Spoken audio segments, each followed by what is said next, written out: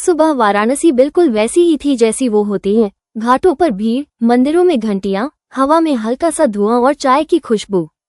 पर इरा की सुबह कुछ अलग थी। होटल की बालकनी में खड़ी थी वो, एक हाथ में कॉफी का कप और दूसरी में फोन।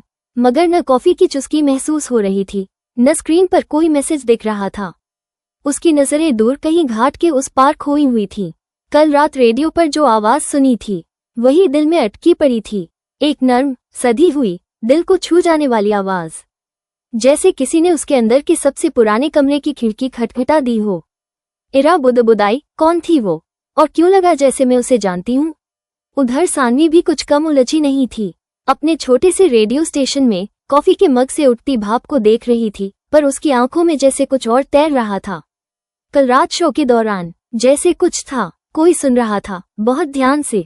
वो सांसें, हंसी की वो धीमी सी खनक, जो रिकॉर्डिंग में नहीं दिख रही थी पर दिल में उतर गई थी। उसने रिकॉर्डिंग वापस प्ले करके सुनी और वही एहसास फिर लौट आया। कोई था, वो खुद से बोली, पर कौन। इरा उस दिन घाट की ओर जा रही थी। ऑफिशियली प्रोजेक्ट साइट विजिट थी, लेकिन दिल में कुछ और चल रहा था।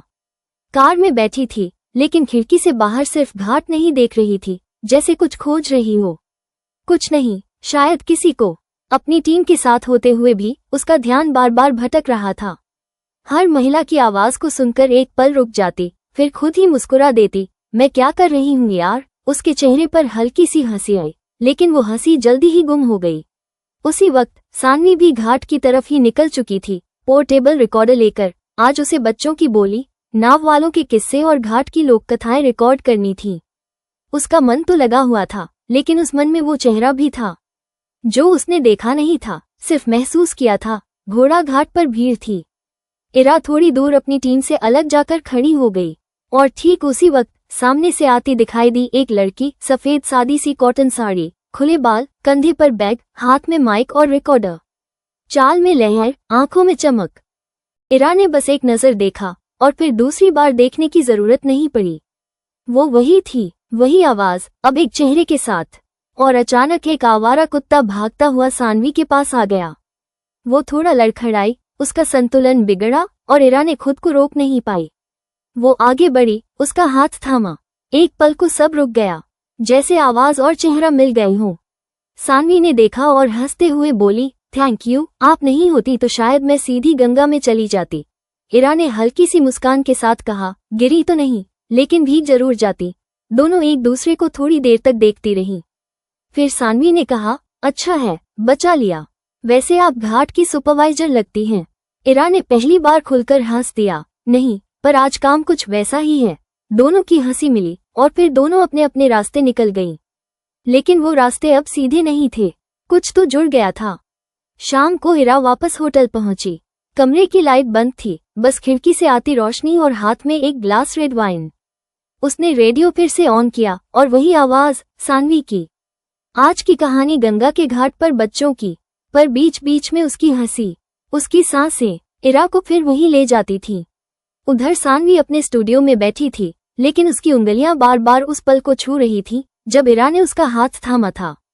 कुछ नहीं कहा था, फिर भी सब कुछ कह दिया था। अगली सुबह इरा घाट पर फिर अकेली पहुंची। इस बार किसी टीम के साथ नहीं, बस खुद और वो तलाश। और वहां सीढ़ियों पर बैठी दिखी वही लड़की, इस बार बच्चों के बीच कहानी सुनाते हुए, हंसती हुई। इरा दूर से देखती रही, कुछ नहीं कहा, बस देखा। और तभी एक बच्चा भागता हुआ आकर सानवी से टकराया। उसकी हंसी घाट की सीढ़ियों से होती हुई इरा तक आई और इरा के होठों पर वही हंसी लौटी जो बरसों से गायब थी। तभी एक बूढ़ा पंडित वहीं पास आकर बोला, तुम दोनों की आत्माएं जानती हैं एक दूसरे को जन्मों से। तुम लोग सोच रहे हो ये पहली बार मिला है, लेकिन रूहें कभी झूठ नहीं बोलती। सानवी ने चौंक कर इरा को देखा और इरा ने उसकी आंखों में वही सवाल देखा जो उसके दिल में भी था, क्या ये सच है। रात को इरा फिर रेडियो ट्यून करती है। सानवी ऑन एयर है और आज वो कुछ पढ़ रही है। कभी कभी हमें कुछ चेहरे ऐसे मिलते हैं जिनसे बात नहीं होती, फिर भी मन में बहुत कुछ कह दिया जाता है। शायद ये वही रिश्ता होता है जो हमारी आत्मा को पहले से याद होता है। इरा ने गहरी सांस ली और हौले से मुस्कुरा दी। अगर तुम भी यही सोच रही हो तो शायद हम दोनों की रूहें सच में एक दूसरे को पहचानती हैं।